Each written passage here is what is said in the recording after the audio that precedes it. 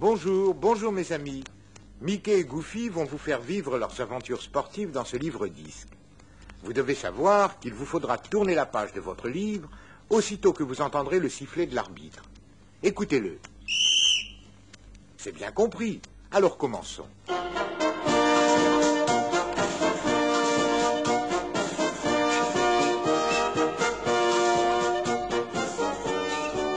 Oui, mes amis, si Goofy est dingo du sport, il y a une explication. Car la passion du sport qui brûle et dévore chaque grand sportif prend racine dans la petite enfance.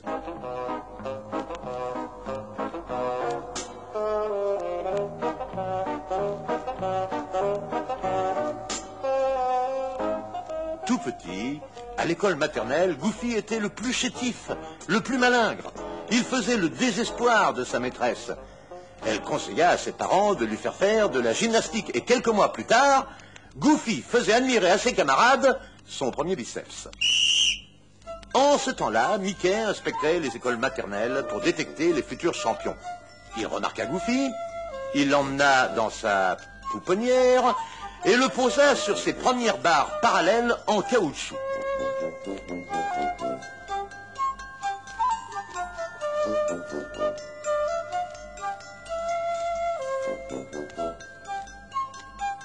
Des années plus tard, Mickey lui offrit la panoplie complète du gymnaste accompli. Je veux parler des 6 agrès. La barre fixe pour l'équilibre, les barres parallèles pour l'harmonie, les barres asymétriques pour l'acrobatie, le cheval d'arçon parce que c'est la plus noble conquête du gymnaste, le cheval tout simple pour la détente et les anneaux pour la souplesse. Il s'entraîna jusqu'au jour où Mickey entra en trompe dans sa maison brandissant un télégramme.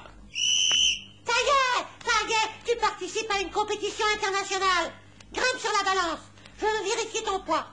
Oh, moins de 52 kilos. Oh, mais tu vas concourir d'abord dans la catégorie poids mouche. Et après? Et après, tu manges une poule pour devenir poids coq. C'est compris, champion? Oui, et après? Après, tu manges 2 coqs pour devenir poids plume. Je t'ai préparé des sandwichs avec une poule et 2 coqs. Alors mets-les dans ta musette, nous partons tout à l'heure. Jusqu'à son départ, Goofy s'échauffe.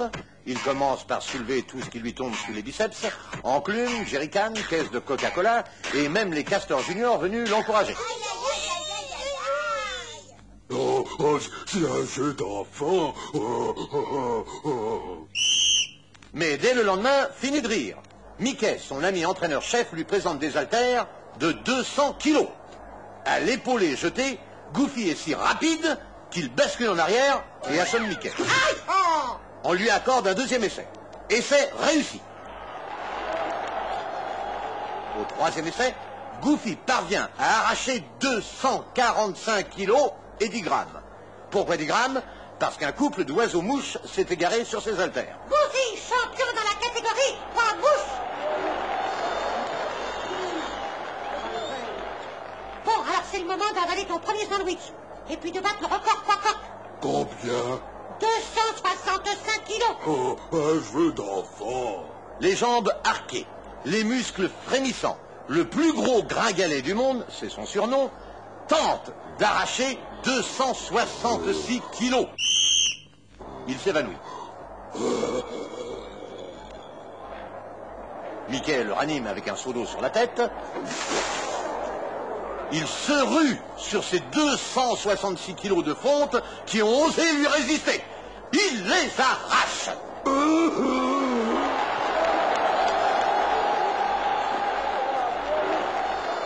De joie, Goofy engouffre son second sandwich et boit le seau d'eau. À nous deux les plumes. Patron, combien? Le record olympique est de 285 kilos. Un jeu d'enfant. Avec une poule dans l'estomac et 2 coqs dans les biceps, je fais le poids. Vas-y, Goofy. Allez, encore un effort. Allez, vas-y. Ah bah, c'est raté. C'est ta faute, Mickey. Un supporter se tait quand l'athlète se concentre. Maudit entraîneur, sors d'ici, hors de ma vue. Oh, tu peux pas faire ça, Goofy. Il l'a pas fait exprès. C'est pas sa faute. Malgré le plaidoyer des castors juniors, Mickey, honteux et confus, est allé se cacher sous l'estrade. Mais quand Goofy réussit à soulever 290 kilos, l'estrade s'effondre. Ah! Pauvre Mickey, ce n'était pas une cachette sûre. Il a gagné! Il a gagné! Il a gagné! Il a sorti une fois plus!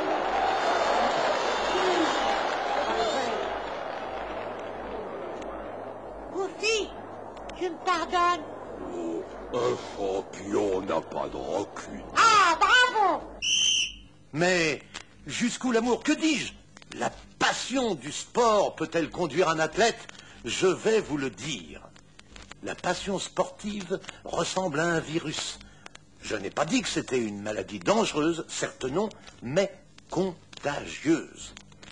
Mickey s'est pris au jeu. Il a été contaminé par Goofy Dingo. Mickey est devenu dingue de judo. Et comment Goofy et Mickey sont-ils devenus judokas? Excellente question. Ils ont commencé par manger du riz. Beaucoup de riz. Ensuite, ils ont tressé un tatami, c'est-à-dire un tapis de judo en paille de riz. Puis, ils ont fait l'apprentissage du judo. Plus tard, ils sont allés au dojo, c'est-à-dire la salle d'entraînement, après avoir économisé sou par sou leur argent de poche pour pouvoir s'acheter le judogi. Et qu'est-ce que c'est, le judogi? C'est la tenue réglementaire, kimono, ceinture et pantalon. Touche pas à ma ceinture. Déchire pas mon kimono! Rassurez-vous, ce n'était pas une dispute, un simple échange verbal traditionnel. Et tous deux, petit à petit, de courbature en courbature, ont gagné leur premier dan, leur premier Q. Et qu'est-ce que ça veut dire, dan et Q? C'est le nom donné aux différents grades en judo qui sont symbolisés par la couleur des ceintures. Blanche, jaune, orange, verte, bleue, marron et noire. Jusqu'au jour où Goofy obtint une ceinture noire. Alors Mickey entra dans une colère rouge. Mais ce serait mal connaître l'âme qui habite chaque judoka. Il se calma. Si mon honorable ami veut bien pardonner ma saute d'humeur, je lui permets volontiers de m'envoyer au tatami dans 5 secondes. Mon honorable adversaire désire-t-il prendre sa revanche? De match en match, Mickey est aussi devenu ceinture noire. Ils sont tous deux 12e dan, c'est-à-dire les plus forts. Et aujourd'hui, ils vont s'affronter dans un combat très singulier pour conquérir le titre de champion toute catégorie. Cruel dilemme. Seul l'un d'eux sera champion. Mais lequel? Main dans la main, ils se présentent devant le public. Nos deux héros s'échauffent. Rotation de la tête, des hanches, des genoux, traction des bras, assouplissement des muscles. Mon honorable adversaire, voudrait-il avoir l'amabilité de me remettre la tête entre les deux oreilles avant le combat? Oui, merci. Puis-je suggérer à mon honorable adversaire de me dénouer les bras et de quitter mes orteils avant le combat? Merci.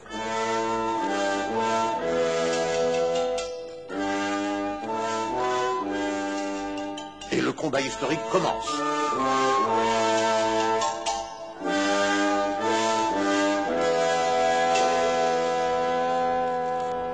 Genoux fléchis et bras tendus.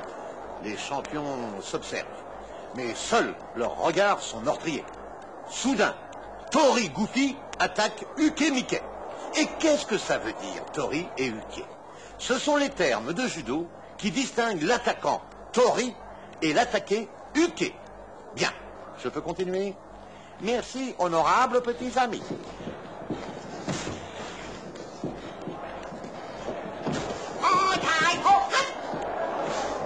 Uke Mickey subit la loi de Tori Goofy. Pendant quelques instants, l'esprit d'aventure et l'instinct créateur de Goofy ont le dessus. C'est une suite éblouissante d'étranglements, d'enroulements, de crocs en jambes, de projections sur le tatami. Mais Mickey contrôle ses ukemi, c'est-à-dire ses chutes.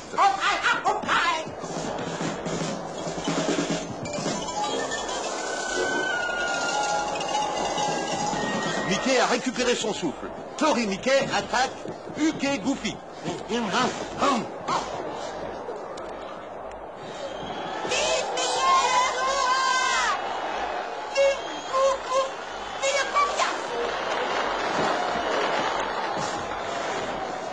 tatami, nos héros sont à 4 pattes.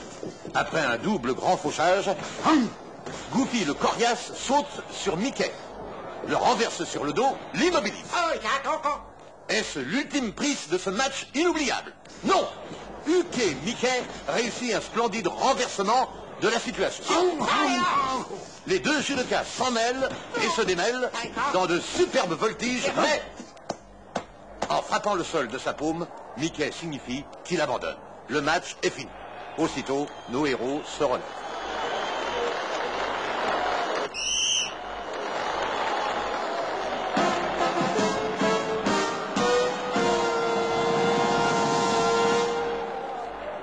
Mon honorable adversaire a gagné. Je salue ta victoire, ô Goofy, le très coriace. Je te salue aussi, malheureux ami très malchanceux. Je me sens indigne d'un adversaire céleste comme toi, ô Mickey le Gryffondor.